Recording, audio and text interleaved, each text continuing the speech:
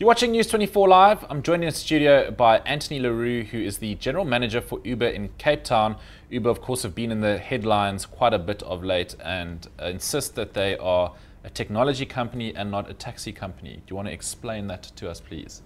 Absolutely. Uber provides a means for a rider to connect with the driver, and that means is really through our technology platform.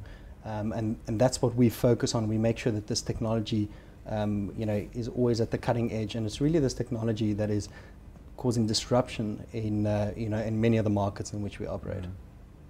Now, Anthony, today there is a protest in Cape Town by metered taxi drivers, taxi associations against you guys. This is not the first of its kind. What is this protest about particularly? Look, this protest is not necessarily directed at Uber. It's directed at operators without, vehicles without operating licenses.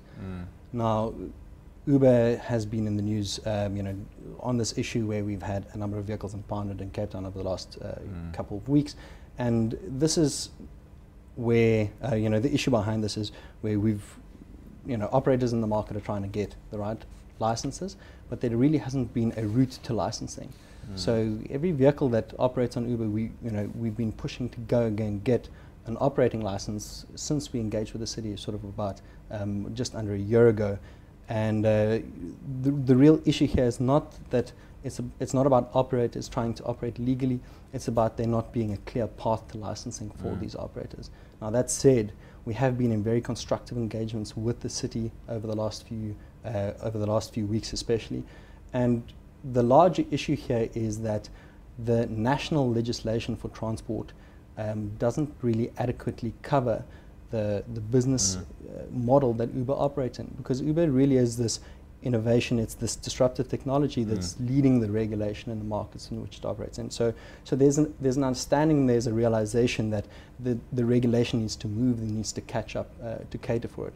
And we're engaging in that, but we all know that this takes a little bit of time to catch up. So in the interim, we're engaging with the local regulators in the markets which we operate in to find an existing bucket, essentially a licensing bucket, which the operators can work under, and then obviously getting all the operators licensed under that bucket as quickly as possible.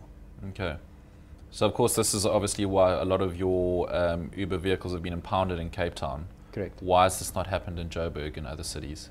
So, what other South African cities are you currently operating in? So we operate in Johannesburg, we operate in Cape Town, we operate in Durban, also Pretoria sort of as part of Johannesburg, and then the Winelands as part of the rest of Cape Town. Okay. Really the fundamental difference here is every local regulator has an influence or jurisdiction as to which is the appropriate licensing category to use and whether to issue these licenses.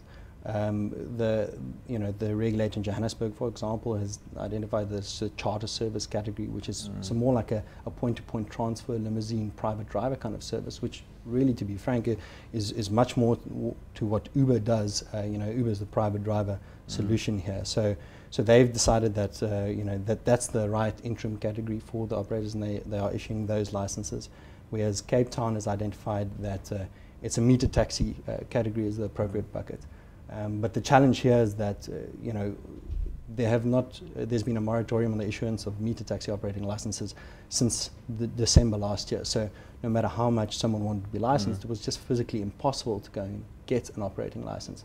Since it's opened the operating license procedure on the 1st of December, we haven't had any Uber operators that have managed to get these metered taxi operating licenses, but that's part of the constructive engagement that we're having with the city, figuring out why that is, figuring out what the solution is to that, and getting them the licenses as quickly as possible. Now, about a week ago, you guys sent out a press release just advertising how many jobs you've created. I think over 2,000 jobs since Uber was launched in South Africa, and I mean that is a very positive element to Uber. And I just want to ask, what percentage of that are South African and foreign nationals? Because do you think that possibly also might be a bone of contention between taxi drivers? Look, are you a company that creates jobs for South Africans? None of the issues that taxi drivers have brought up to us actually highlights these issues. And I think what's important to note is that as part of our onboarding process, everybody needs a valid professional driver's permit to operate in the market. That's the same, for us and for our existing metered taxi operators. So there's not much of a difference from that point of view. In addition to that, we have, further background checks and security checks where we do fingerprint and a full criminal history check. We do sort of in-house training to use the technology. We have the best monitoring mechanism, which is the app itself, which is as a driver is finished a trip. Before the rider can take the next trip, they have to rate their previous driver between a 1 and a 5 star. If it's 3 stars or below, it's what was wrong with the service, and it helps us identify low quality service and improve on it or act as quickly as possible. So really the bottom line is that every single trip that you take is rated as a driver. So, it's a continuous monitoring mechanism, which we find very, very effective.